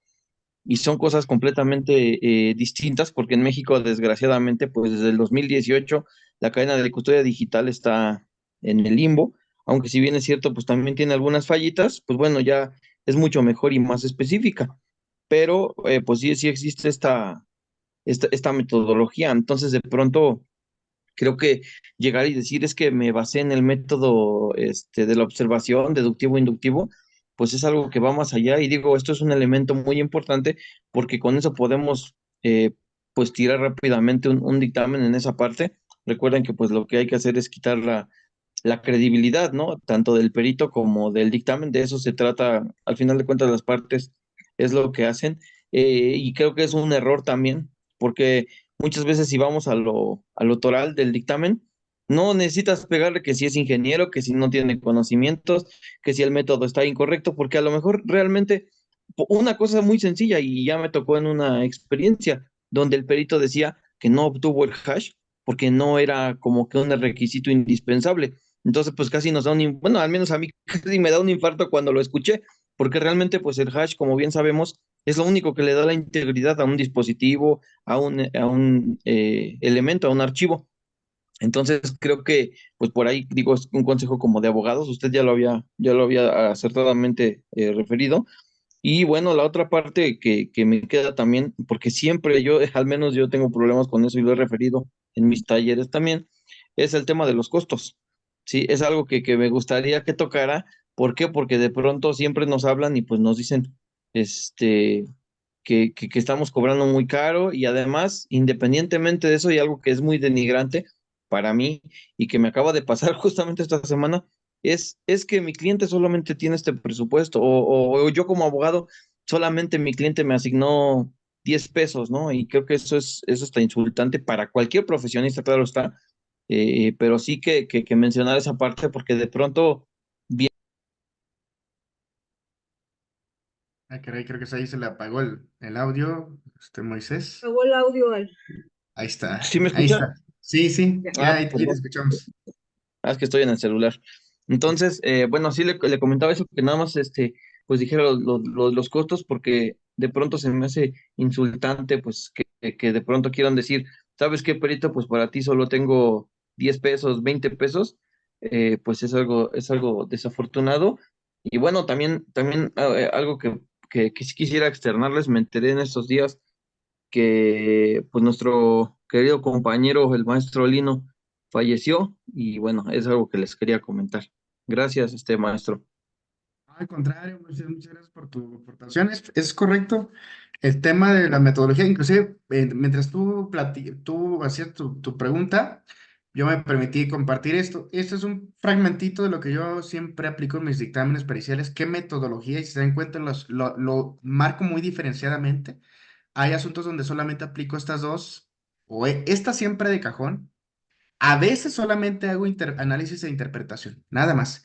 Pero si me aviento a hacerlas, el asunto lo requiere, aplico las tres. Y después, métodos empleados. Y vean, para el abordaje del presente estudio pericial se empleó el método científico, el cual es un procedimiento para tratar un conjunto de problemas. Cada clase de problemas requiere un conjunto de métodos y técnicas especiales. Eso está en el libro de investigación científica de Mario Bunge. Maestro, no está Y, compartiendo su pantalla, perdón. ah, ¿no? Sí, sí, la está compartiendo. Sí, Sí, sí está sí. compartiendo. Ya me habían Sí se espantado. comparte. Ya, perdón, Ah, perdón. ok. Bueno, ojo, entonces aquí nos damos cuenta que metodología es una cosa, métodos son otra cosa y técnicas son otras cosas.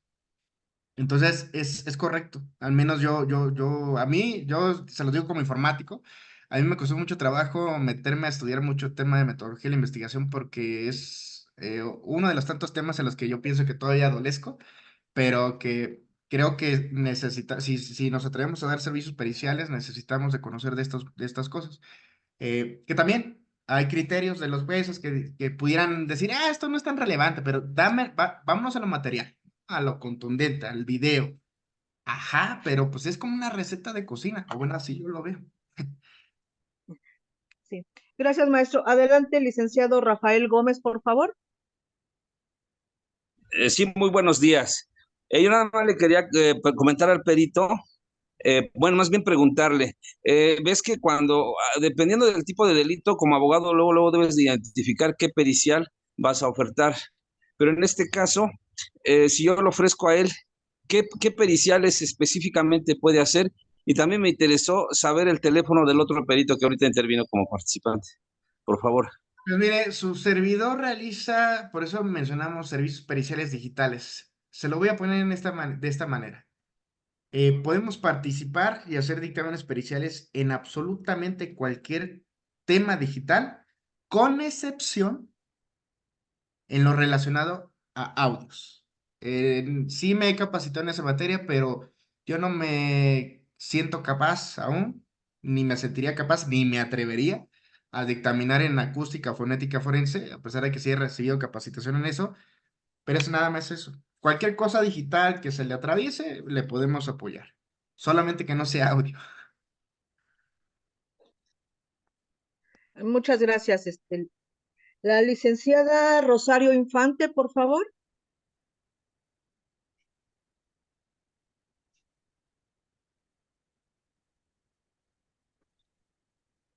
No se encuentra la licenciada. Buenos días, sí, buenos días, maestro.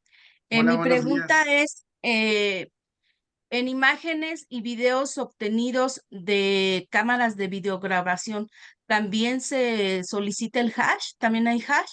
¿O cómo puede el perito comprobar la integridad de la que usted habla? Ok, en respecto a ese Gracias. tema de los videos, gracias. Respecto a los temas que nos son proveídos o que nos dan C5, o que C5 se los manda a Fiscalía, es correcto. Y aquí como veo en el chat, es correcto que aunque no tenga el hash, hay formas de poder determinar que el archivo sigue siendo íntegro. Hace rato lo comentábamos. Puedes no tener el hash, pero puedes hacer análisis de metadatos y verificar que corresponde aún con el teléfono de origen o que la resolución es correcta o un procesamiento digital de imagen y verificar que no se han montado píxeles superpuestos, cosas por el estilo. Ahora, específicamente a esto, dependiendo de las videocámaras particulares, usualmente cuando son exportados los videos, permiten exportarlos ya en AVI o MP4 y tienen la opción de que incluyamos un reproductor. Así también los centros C5, C4, C3, cuando exportan videos, usualmente se reproducen, se vienen en formato DVT con su reproductor. Es decir, desde mi punto de vista, desde ahí ya se valida que el archivo de video es íntegro y auténtico. ¿Por qué? Porque usualmente acompañada a esa exportación viene un archivo de texto que se llama log o logs. Y ese archivo de logs, si nosotros lo abrimos, vamos a verificar cuánto tiempo llevó la exportación, cuántos bytes lo conforman y todas esas condiciones. Entonces, el que ya venga con un reproductor específico y dedicado de la marca y modelo de la videocámara, ya da cuenta en relación a la autenticidad e integridad del archivo sin que necesariamente deba poseer el algoritmo hash. Porque, ojo, en esa etapa ellos están produciendo, registrando en video. Ya la parte del procesamiento y análisis y la preservación de la evidencia digital, eso ya le corresponde al perito, no a los compañeros de C5. Entonces, esa sería mi respuesta. Sí, se lo preguntaba porque de hecho son en un asunto, un perito particular hizo No me digan nombre, no me digan extracción. nombre. No, no, no. Es análisis y extracción de videos de una videocámara de un hotel, motel. Entonces, no da todos estos datos, ¿sí? Y entonces, obviamente, soy asesora jurídica y queremos atacar la autenticidad porque, pues, por datos conservados, sí se tiene red de vínculos más certera de la comisión del hecho respecto de los acusados, pero la defensa está utilizando que ellos estuvieron en ese lugar, pero no, el perito no habla de nada de lo que usted está hablando, el perito particular. Me diga. Gracias. Bueno, le contesto rápidamente. Entonces, si todavía tienen el video, yo les sugiero que hagan el análisis del video e investiguen qué marca, si tienen esa información, qué marca y modelo de cámara o video o DVR tenía el hotel. Porque entonces esa marca y modelo de DVR te va a decir, ¿sabes qué? Este dispositivo te genera videos en tal formato con tales características técnicas. Entonces ya nada más es una comparativa. A ver, el video que dices que sacaste de aquí, ¿corresponden características o no? Si no corresponde, con eso tenemos un argumento muy contundente, si están del lado de los asesores, ojo, para decir no existe integridad y autenticidad toda vez que el dispositivo genera videos con características A, B y C, y aquí tenemos un video con características D, E y F. Y el tema del desfase de la fecha y hora, ojo, y debo de ser honesto, dependiendo si se está del lado de los asesores jurídicos de la defensa, se puede técnicamente justificar el que tenga un desfase de unos minutos o hasta meses. Y eso no hace falso el video. Muchas gracias. Muy bien contestado. A sus órdenes. Gracias, maestro. El maestro David Retes tenía la mano levantada, no sé si sigue ahí, por favor. No, bueno, nada más era para felicitar al colega, felicitar al compañero por su ponencia y saludarlo nada más. Ese era todo. Excelente ponencia. Un abrazo, Muchísimas saludos gracias, y gusto de maestro. verte, maestro. Gusto de verte. Gracias. Muchas gracias, Saludos. maestro. Bendiciones. ¿Alguien más de los compañeros? Hay varias preguntas en el chat. No sé Maestro, si quisiera. Gracias, A sus maestro. órdenes. sí, nada más quería agregar algo para los compañeros. Digo, insisto, son opiniones personales, claro está. Creo que en el tema que preguntaban del análisis de voz, de acústica forense y eso, pues sí, sí es importante, claro está, pero yo creo desde mi punto de vista que es fácil, yo creo que si le damos integridad al archivo, que es lo que yo siempre les digo a mis clientes, si le das integridad al archivo, creo que pues no estaría en duda el contenido del mismo. Es más sencillo eso que entrar en una discusión de si es o no es la voz. Yo creo que sería un caso, pues obviamente en particular, ¿no? Que habría que analizar, pero sí creo desde mi punto de vista que es más fácil dar integridad a un archivo que estar viendo que si es o no es la voz, porque hay cosas, por ejemplo, en los videos que de pronto son muy obvios. Entonces, de pronto quieren un análisis de video para saber que las tramas de video son auténticas y eso se puede hacer, claro está, pero pues es muy complejo desde mi punto de vista y además, y digo para que se lo recuerdo porque no lo mencionó, que reitere lo del costo de una pericial porque también de pronto quieren hacer. Se nos fue. No, respecto a ese tema, me pongo porque también me ha tocado, sí me escuchan, ¿verdad? Sí, Me ha maestro. tocado trabajar también, no todos es defensa particular, me ha tocado trabajar también como del lado de los asesores jurídicos. Y yo sé que a veces las víctimas, directas o indirectas, aportan conversaciones de WhatsApp en una memoria USB. Ellos no son expertos en la materia, ellos están haciendo lo que humanamente les es posible en ese momento. Y también los compañeros de fiscalía hacen lo que ellos conocen hacer. Y no están obligados a generar ese algoritmo hash. Deberían por protocolo hacerlo, pero no están obligados porque no son peritos. Lo que a mí me corresponde hacer es validar. Yo pregunto, a ver, ¿quieres validar la autenticidad de las capturas de pantalla? Bueno, nos vamos a análisis de metadatos, de las propiedades técnicas de la imagen, su correlación con el archivo, con el dispositivo celular. ¿Tienes todavía las conversaciones? Ah, ahora yo extraigo las conversaciones y hago una comparativa con lo que ya se había aportado inicialmente y valido que es lo mismo en contenido, en información y todo lo demás. Yo soy una persona que piensa que no necesariamente estamos obligados a generar ese hash si las condiciones lo permiten. Ojo, si las condiciones lo permiten. Y también, no el que una captura de pantalla no tenga su algoritmo hash no significa que esté alterado.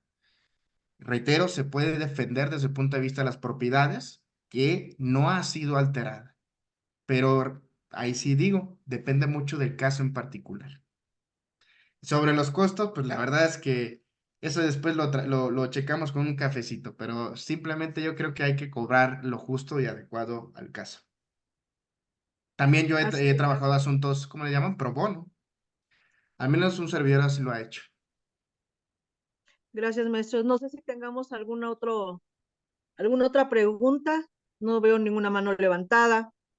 O no sé, maestro, si quisiera leer alguna pregunta del chat para que se dé contestación. Inclusive, si me lo permiten, digo, creo que hay muchísimas preguntas. Si gustan, después, si hay forma que me las pueden enviar por WhatsApp o correo, yo les doy contestación sin mayor problema. Por ejemplo, el tema Gracias, maestro. a ver, vamos a escoger de las que están por aquí. A ver. Razonamiento auditivo y lógica clásica es correcto, es el que había mostrado. ¿Cuál es el programa que recomienda usted para sacar el hash? Se llama Multihasher. Multihasher. Ahí está, ya se los puse en el WhatsApp, en el mensaje. ¿Cómo me pueden buscar a mí? Les paso mi número de celular, 664-760-5633. Estoy disponible las 24 horas del día y nos movemos a donde se necesite. ¿Qué otra pregunta vemos aquí rápido? A ver. ¿Cuál es el programa? Hash. Magnífico, excelente compartir. Con la inteligencia artificial es posible alterar el discurso de una persona usando su voz. Entonces, ¿cuál sería la pericial especializada en materia informática para poder determinar la alteración e inalterabilidad del audio? Reitero, ahí tendría que ser acústica o fonética forense, porque es el contenido del archivo del audio. Si nos vamos al archivo concretamente, es informática. Si nos vamos al contenido del archivo, tendría que ser acústica y fonética forense. En videos obtenidos de cámaras de vigilancia, ¿cómo se solicita la integridad de las imágenes y videos? Precisamente, ustedes pueden agregar como un anexo que la exportación de los videos deba de contener además los registros logs. Miren, registros logs. Los registros logs es una síntesis de todas las características, a qué hora empezó la exportación, a qué hora terminó, cuánta información se exportó, cuántos archivos de video se exportaron, con qué características. Eso, es un archivo de texto que usualmente los archivos de videograbación ya las exportan como tal, pero sí habría que hacer énfasis en esa parte. Dice, ¿qué más? Sin hash, paz descanse. También pueden analizar los datos de la computadora de un carro. Pues sí, pero considero, apegado a la naturaleza del campo de estudio, tendría que ser un ingeniero en mecánica automotriz quien tendría que hacer esa análisis. Si es específicamente a la computadora de un carro. Lo que sí nos ha tocado trabajar son registros GPS de vehículos. Nosotros hemos hecho periciales donde hemos hecho correlación entre registros GPS de vehículos, registros de desplazamiento de cuentas de correo electrónico y registros de datos conservados. Y digo, no en todos los casos, pero en muchos otros han hecho una armonía perfecta también para poder determinar que pues, el defendido nunca estuvo en los lugares.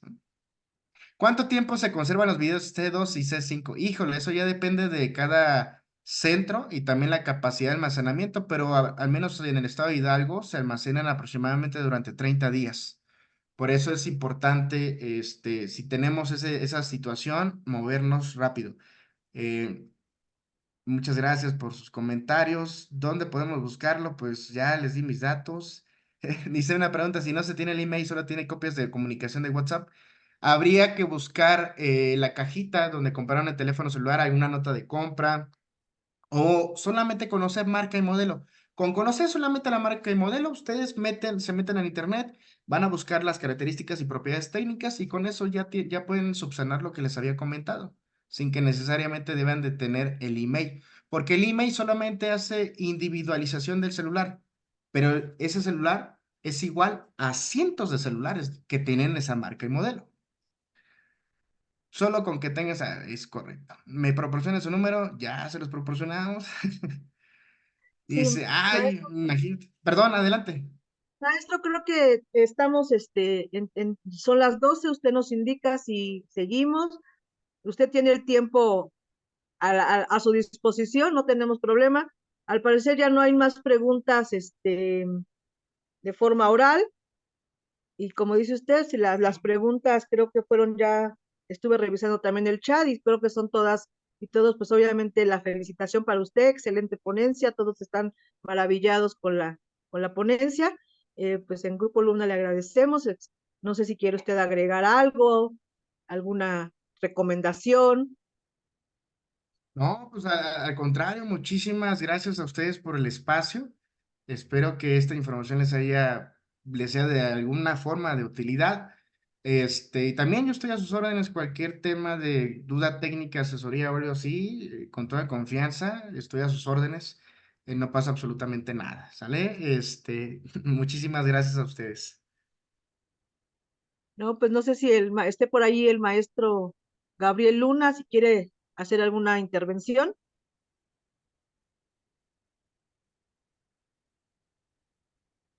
Creo que se fue a echar un cafecito. Yo creo que sí, ¿verdad? Ya es mediodía, ya tienen Ah, que desayunar. Pues maestro, le agradecemos, el Grupo Luna, estamos maravillados con su ponencia. Esperemos que no sea la única participación, que podamos contar con usted con alguna otra ponencia, con algún otro tema que sea de nuestro interés, que usted considere que toda la comunidad jurídica debamos de conocer, porque pues día con día se engrandece esta rama de la pericial. Entonces, Creo que sería muy factible que usted en su momento pudiera compartirnos algunas otras ponencias de su expertise para que podamos contar con ellas y tener toda la información que se nos requiera para la defensa de nuestros representados, ya sea víctima, ya seamos del imputado, pero le agradecemos infinitamente toda la intervención, la información que nos ha compartido. Esperemos que a toda la comunidad jurídica le sea de su interés y pues muchas gracias por su participación y felicidades por toda la experiencia. Muchísimas gracias. Quedo a sus órdenes, cualquier circunstancia, y ahí tienen mis datos. Y les deseo un excelente día a todos. Igualmente, maestro.